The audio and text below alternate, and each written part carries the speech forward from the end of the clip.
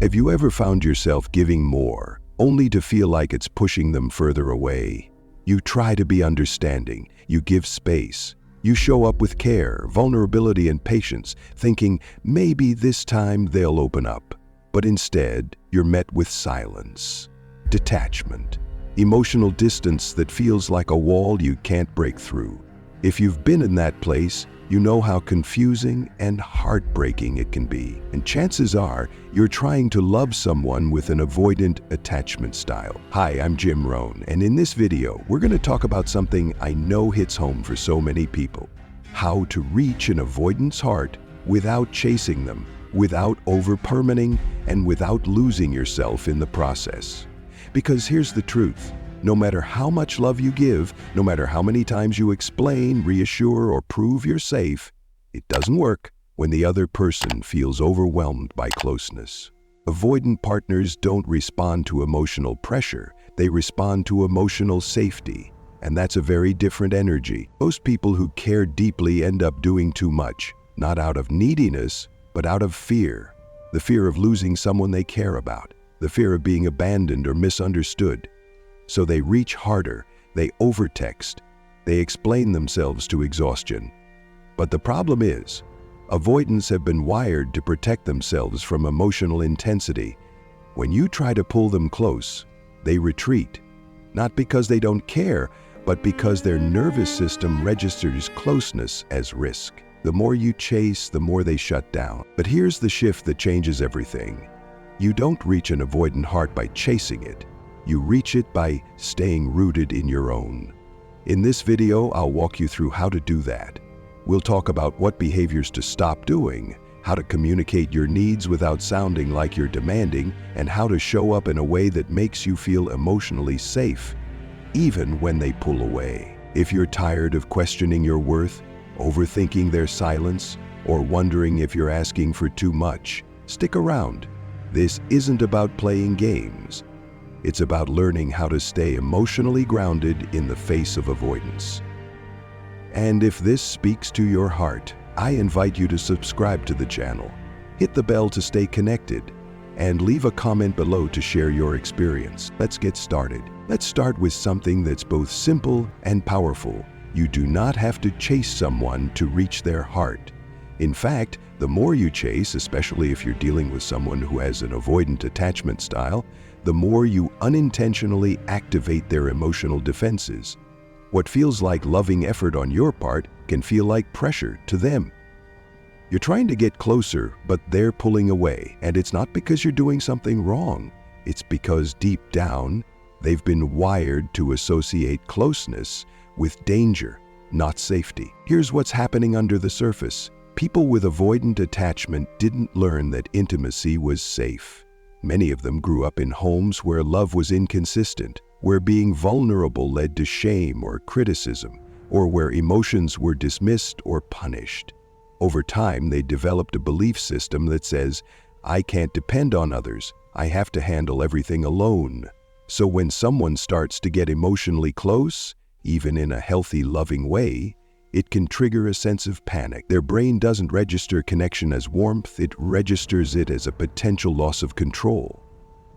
That's why emotional intensity, even when it comes from love, can feel threatening. Let me give you a real example. A client of mine named Rachel had been dating someone avoidant for nearly a year. She was warm, emotionally open, and deeply committed to the relationship. But every time she expressed her feelings, especially when she said something as simple as, I miss you, or I'd love to spend more time together, her partner would grow distant. He'd withdraw, stop texting as much, or say he needed space. Naturally, Rachel started to feel like she was too much, so she tried to be less expressive. She stopped sharing her needs. She chased his energy, hoping it would bring him back.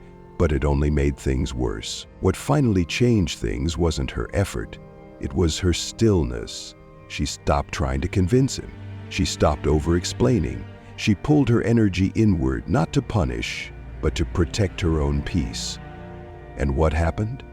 Over time, he started to come forward again, not because she chased him, but because her grounded presence stopped triggering his defenses.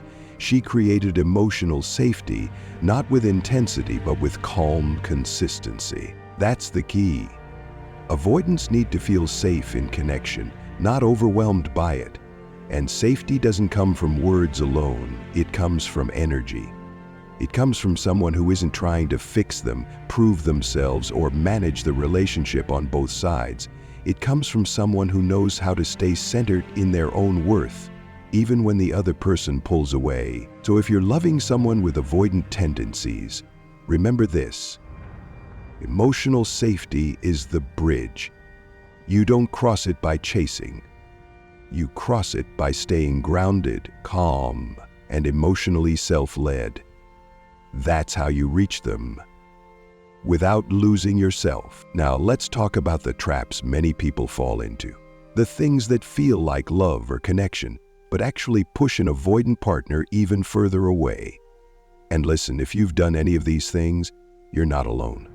Most people do them out of care, fear, or just plain confusion. But if your goal is to truly connect with someone who leans avoidant, these are the patterns to recognize and gently let go of. First, and this is a big one, don't flood them with texts or emotionally intense messages when they start to pull away. This is where a lot of people who lean anxious make their move. The silence feels unbearable. The emotional distance feels like a threat. So you reach out, once, then again, then maybe one more time just to check in. You tell yourself it's about being clear or keeping the connection alive, but deep down, it's a way to soothe your anxiety. Unfortunately, to the avoidant partner, it often feels like pressure. Not because you're doing anything wrong, but because their nervous system is trained to see closeness as control. I had a client named Marcus who dealt with this exact cycle.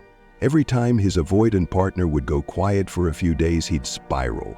He'd send long, heartfelt texts, trying to express how much he cared, how confused he felt, and how much he wanted to fix things. But instead of drawing his partner closer, it pushed her away. She'd get overwhelmed, delay her replies, or avoid the conversation completely. Eventually, Marcus learned to stop reacting to the silence. He gave space, focused on regulating his own emotions, and let her come back on her own terms. The result? The dynamic softened. When he stopped chasing, she started reaching out again, because there was no longer a flood of energy she had to protect herself from. That brings us to another point. Don't interpret silence as immediate rejection. Avoidants often retreat not to reject you, but to self-regulate. They need space to feel safe, and they might not even know how to articulate that. So, when they pull back, your instinct might be to try harder, send more reassurance, express more love, or prove that you're not a threat. But that's where the dynamic gets reversed. Instead of holding your center, you abandon it trying to manage their emotions. And that's the fastest way to lose your emotional power in the relationship. Also, don't confuse emotional detachment with emotional stability. Some avoidants appear calm, stoic, even logical in moments of high emotion. They may say things like, "I don't do drama," or "I just don't get worked up about stuff." But here's the truth. That calm isn't always peace. Sometimes it's a mask, a defense, a performance they learn to keep from ever being vulnerable. True emotional stability doesn't reject feelings. It knows how to hold space for them. Detachment, on the other hand, keeps everything at arm's length. So if you find yourself admiring their calm while doubting your own needs, pause. Ask yourself, is this actual emotional safety or just emotional avoidance? The key message here is this: your worth is not something you prove through effort, especially not to someone whose instinct is to run from closeness.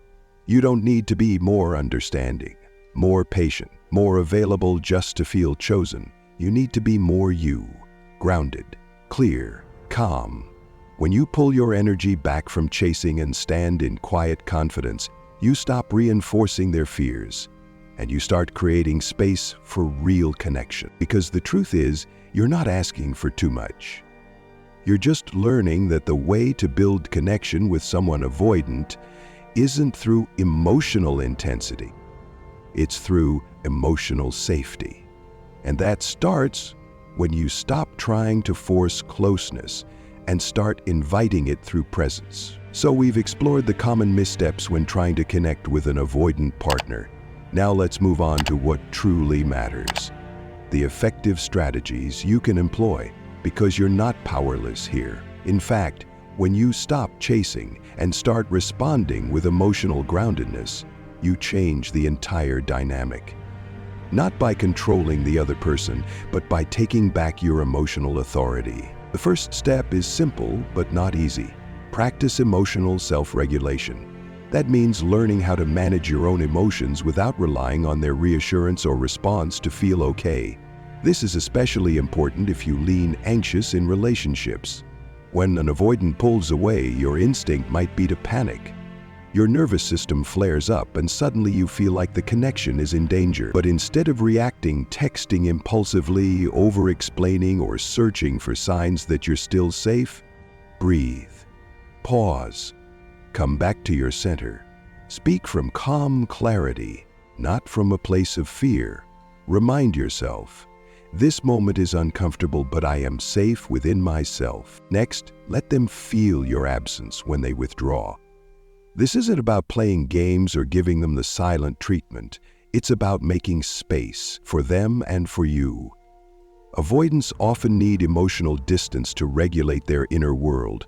But when you're always filling the gap with messages, solutions, or emotional effort, they never feel the impact of their own avoidance.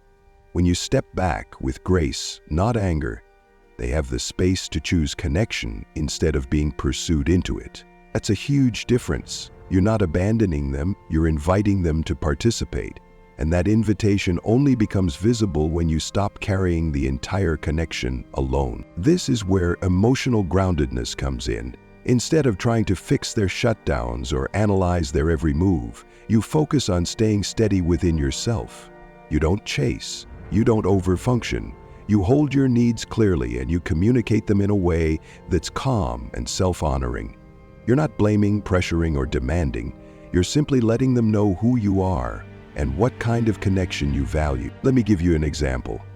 I worked with a woman named Tessa who had been dating a man who would disappear for a few days every time they got emotionally close.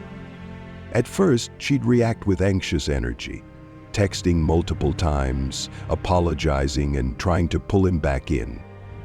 It didn't work, so we practiced something new. The next time he withdrew, she didn't chase. She waited. When he reached out again, she responded with calm clarity. She said, "I value emotional closeness, and I feel disconnected when there's silence between us. I don't expect constant communication, but I do need some consistency to feel secure." That was it. Simple, clear, grounded. She didn't guilt him. She didn't shrink. She just shared her truth. What happened next surprised her. Instead of pulling away again, he stayed. He acknowledged what she said. He didn't instantly become more emotionally available, but something shifted. He began to trust her emotional presence. Not because she made it easy for him to avoid discomfort, but because she didn't add pressure to it either. This is what we mean by non-reactive communication.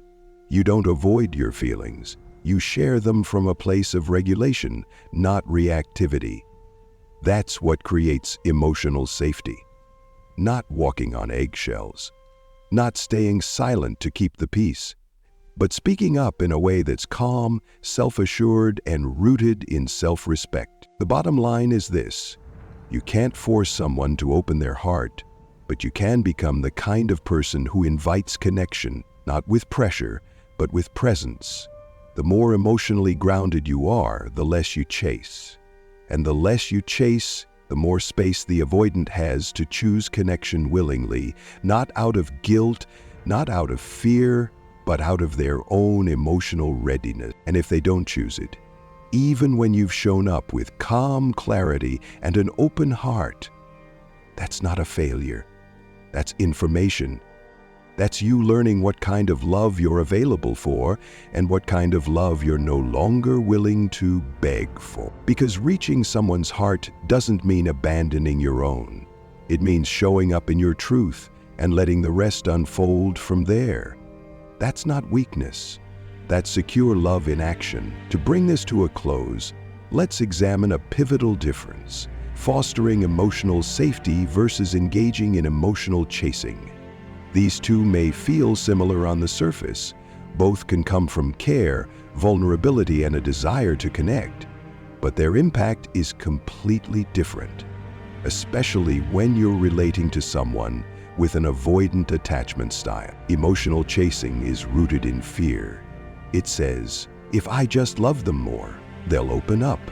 It shows up as over-texting, over-explaining, over-apologizing, and trying to manage both sides of the relationship. And while your intention may be genuine, you're trying to repair, reassure, or prevent disconnection, it often backfires.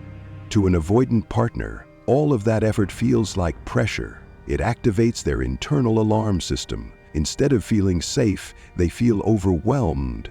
They don't hear "I love you," they hear "you're failing me."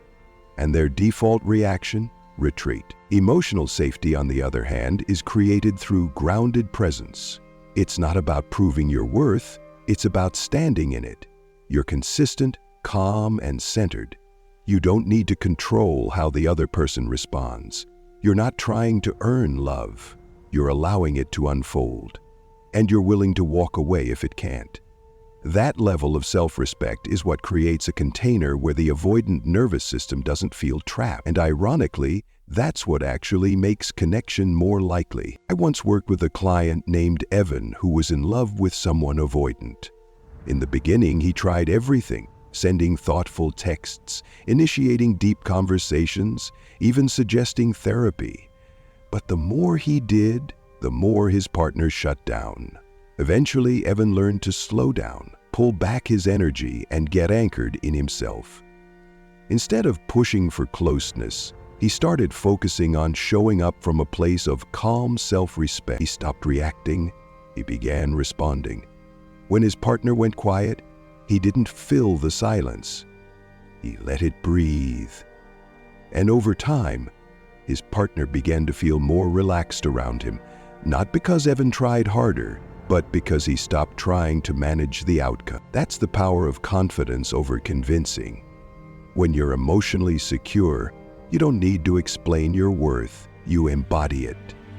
And avoidants who often grew up in emotionally unpredictable environments are more likely to open up in the presence of someone who feels emotionally steady, not emotionally overwhelming. Your grounded energy becomes the safe space they never had growing up. It shows them that emotional connection doesn't have to come with strings, pressure, or the risk of being engulfed. So if you're trying to reach an avoidant heart, remember this: chasing fuels their fear, confidence quiets it. You don't need to do more, say more, or prove more. You just need to stop abandoning yourself to get closer to someone else. The right connection will never ask you to do that. Emotional safety starts with you. And when you lead with it, you give real love a chance to meet you there. Let's end with what really matters. You don't have to chase love to deserve it.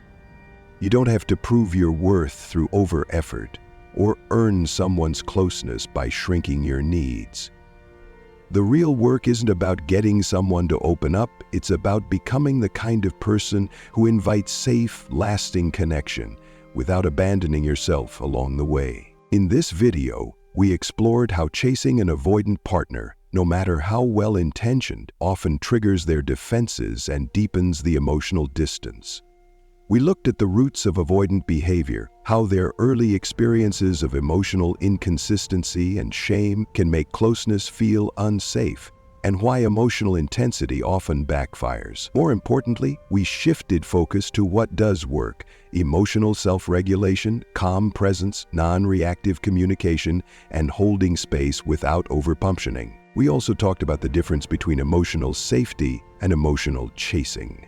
When you respond instead of react, when you lead with grounded confidence instead of fear, you create a different kind of emotional tone, one that doesn't overwhelm but invites, one that doesn't pressure but provides a steady, secure foundation.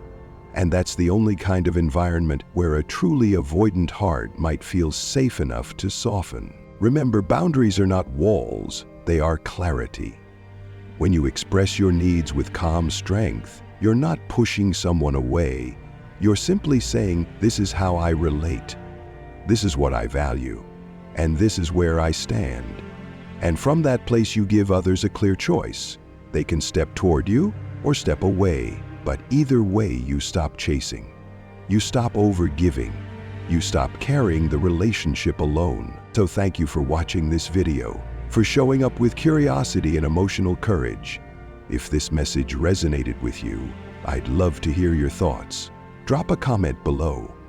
What's one thing you're going to stop doing in your anxious avoidant dynamic? What are you ready to start doing instead? And if you want more guidance on building secure, emotionally healthy relationships from the inside out, make sure to subscribe to the channel, hit the bell so you don't miss future videos, and stay connected to this journey of real love, grounded boundaries, and emotional maturity. You don't have to chase, you just have to lead with presence. And if they're ready, they'll meet you there.